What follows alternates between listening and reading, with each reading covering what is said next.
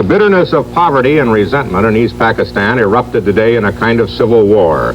Sheikh Mujibur Rahman, the leader of East Pakistan, declared the region an independent republic, which he said will be called Bangladesh, the land of the Bengalis.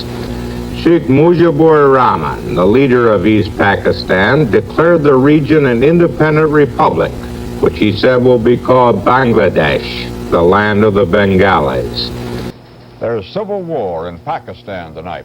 Federal troops are reported fighting mobs armed with rifles and even sticks and stones in Dhaka, Chittagong, and other major cities in East Pakistan.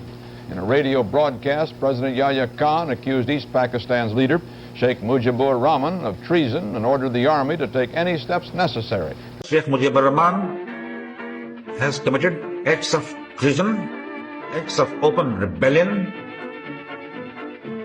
inciting armed rebellion against the state.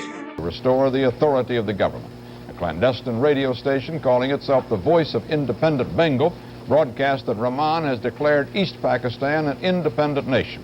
A clandestine radio station calling itself the Voice of Independent Bengal broadcast that Rahman has declared East Pakistan an independent nation.